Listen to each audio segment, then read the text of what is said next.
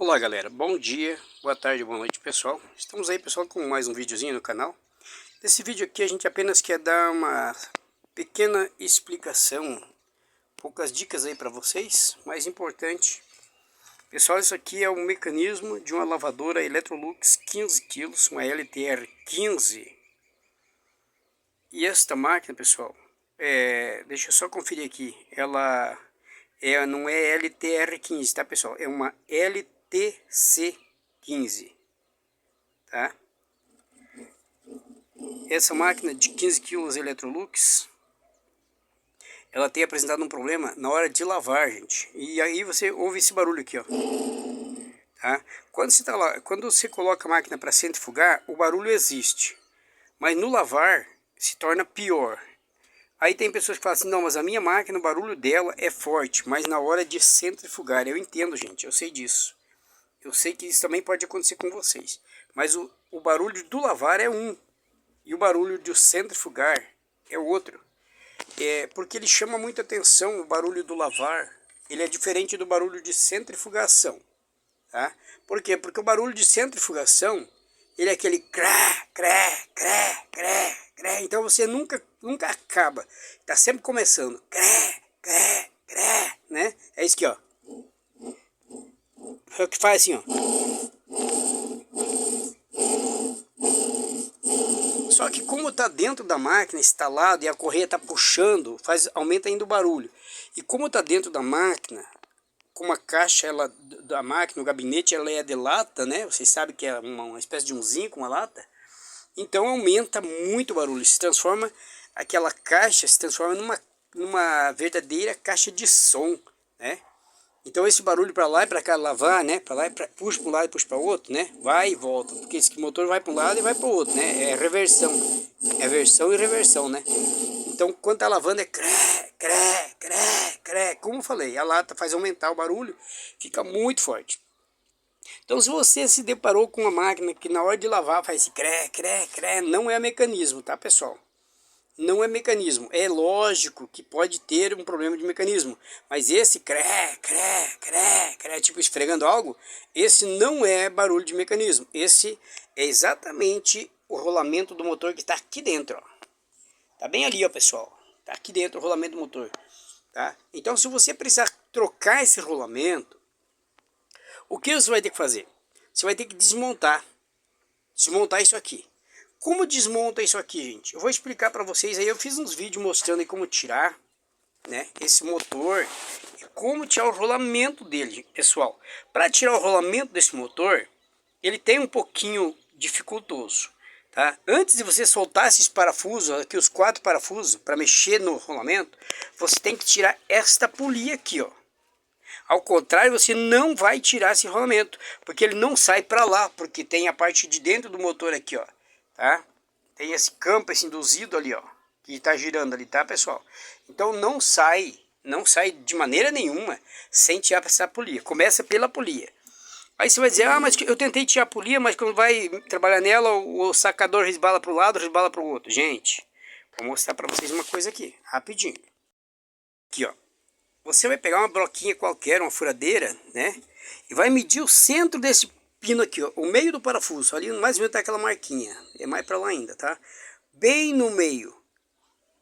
E começa um buraquinho ali com uma broca, com a furadeira, tá? Faz um pequeno buraco, não precisa ser muito fundo, tá, gente? Pode ser 1 milímetro, ou 2, ou até menos, tá? Mas você vai dizer assim, ah, mas quando eu coloco a broca aqui, ela resbala para o lado, resbala para o outro. Tá, vou te falar uma coisa. Prende isso aqui. Esse motor aqui tem como prender. Tem um buraco ali, tem uns buraquinhos no induzido ali dentro, ó. Tá? Ó.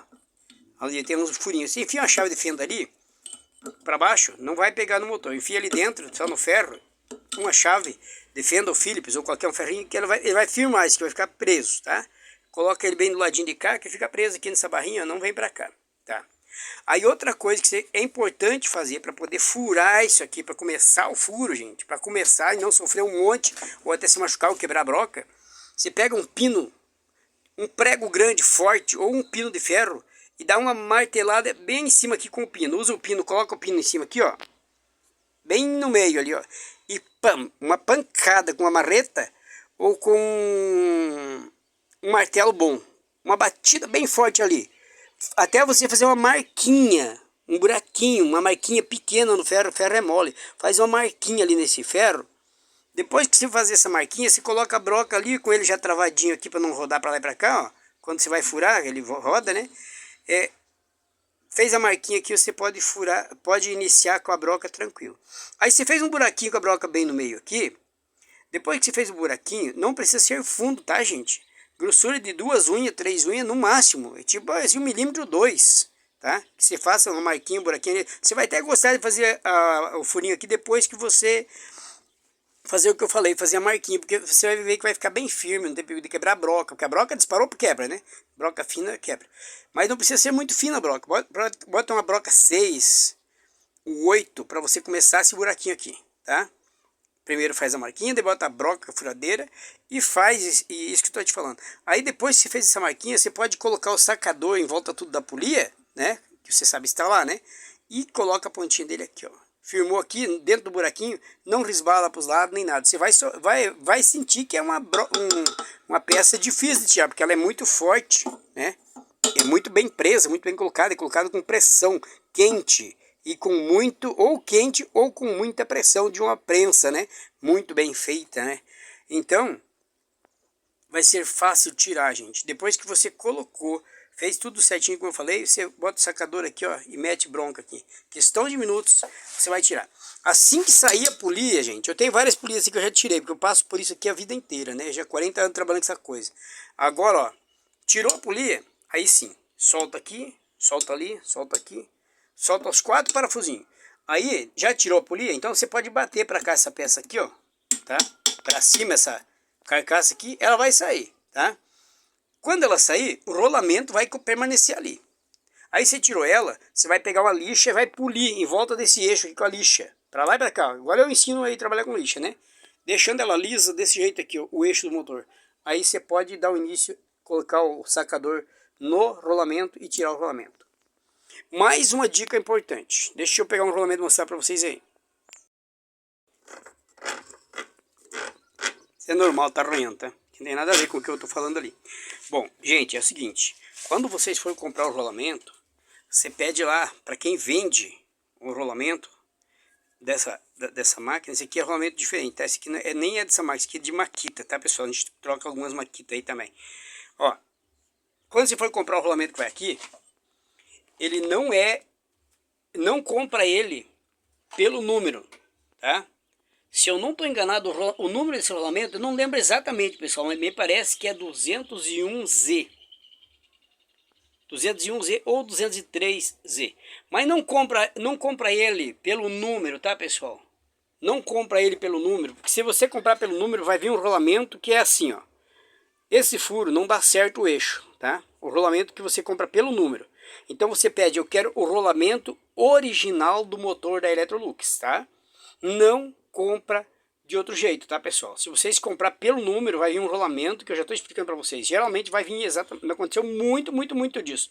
Só consegui comprar o rolamento exato que deu certo no eixo quando eu comprei pelo rolamento original da Electrolux, tá? Então você compra pede, eu quero o rolamento original da Electrolux, do motor da Electrolux. Porque se você pedir o rolamento pelo número que tu tem aí, no outro rolamento, gente, vai pelo número, eles não vai dar certo. Vai vir um rolamento que aqui fora dá certo, mas aqui dentro não dá. A medida aqui é diferente, tá? É o mesmo número, mas é diferente. Mesmo número, mesma letra, mas é diferente. Então peça, eu quero o rolamento original do motor da máquina Electrolux. Aí sim, hein? Batei e valeu, vem certinho, tá?